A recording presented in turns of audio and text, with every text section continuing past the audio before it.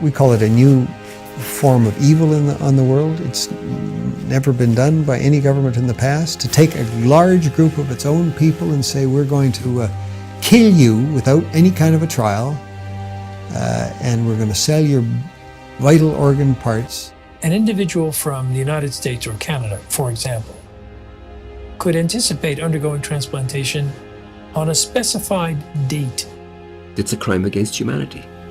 It's abhorrent, and it needs to stop.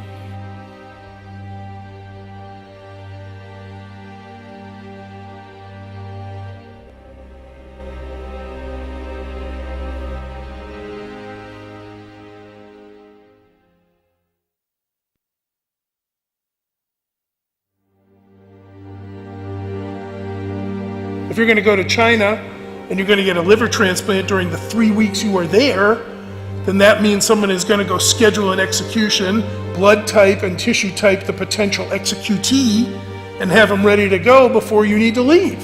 Starting at the end of 1999, the number of transplants taking place just exploded. China carries out more organ transplant surgeries than any country besides the United States. But unlike other countries, China has no effective organ donation program. That's because culturally, Chinese people believe the body must stay intact even after death. China's Deputy Minister of Health, Huang Zhefu, has suggested that there are 7,000 transplants every year from the deceased, and that more than 90% come from executed prisoners. The number of criminal executions in China is classified as a state secret, but Amnesty International's estimate is about 1,700. The numbers just didn't add up. It's just too large of a discrepancy there.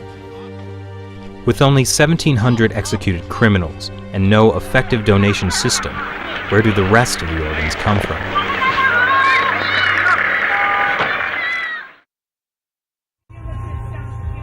Zhao Shuhuan was put in a Chinese labor camp because she practices Falun Gong.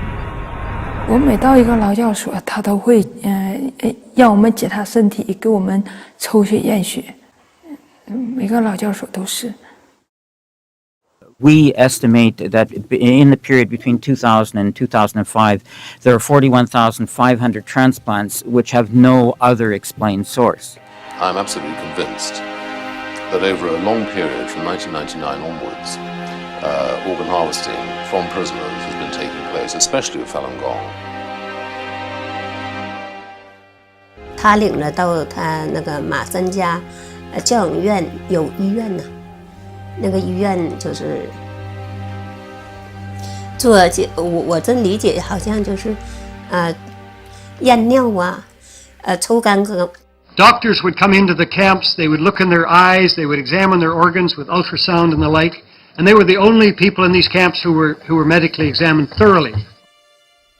In 2006, two Canadians, international human rights lawyer David Matas and former Secretary of State for Asia Pacific David Kilgore, started to investigate allegations of forced organ harvesting in China. They found at least 52 points of circumstantial evidence, including websites of Chinese hospitals offering matching organs in less than a week.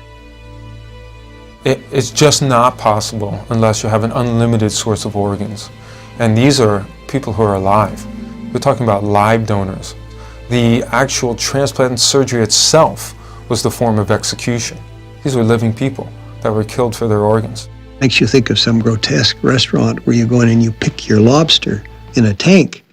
But these are human beings we're talking about. The military's making money off of it. The hospitals are making money off of it. The middlemen are making money off of it. And we talk about money. We're talking about a multi-million-dollar operation.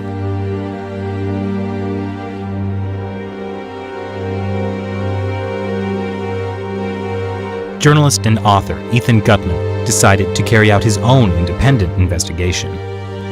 We had witnesses of disappearances, people who'd been examined and then had disappeared, busloads, entire prison wards which had been emptied out. The signs began to look like something much, much bigger. Like Tibetans and house Christians, millions of Falun Gong practitioners are being persecuted in China for their beliefs. In 1999, Communist Party leader Jiang Zemin issued orders to break them financially, ruin their reputations, and destroy them physically. Since then, thousands of Falun Gong practitioners have disappeared without a trace. What happened to the disappeared? They, as far as we know, they're still there in these camps. Many of them been killed through organ harvesting, but the rest are still there, and they're the organ data bank for China. Around 1999, there were around 150 transplant centers. 6-7 years later, they had 600 transplantation centers. This is an increase by 300% within such a short period of time without an organ donation program. Military hospitals get watched in China, okay? There is nothing they can do without the party central taking note of what they're doing. Was this run by triads? No. This is run by the state. This was murder, and it came from the state. This is a crime against humanity. We should do our best to identify those specific individuals who are engaged in this and put them on the list of people who deserve to be brought to justice.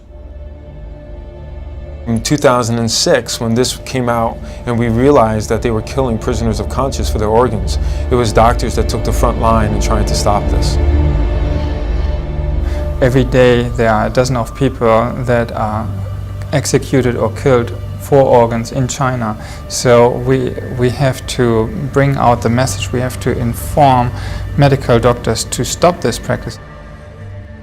But it's not only the medical community that's getting informed. The U.S. State Department mentioned allegations of forced organ harvesting in its annual Human Rights Report on China in 2011 for the first time. On October 3rd, 106 U.S. congressional representatives signed this bipartisan Dear Colleague letter to the State Department, demanding they reveal information on organ harvesting that they may have obtained from their sources in China. This barbaric human rights abuse must be stopped, but to stop it, we first have to further expose it. And with even more petitions circulating online, the issue is starting to get worldwide attention. But more needs to be done.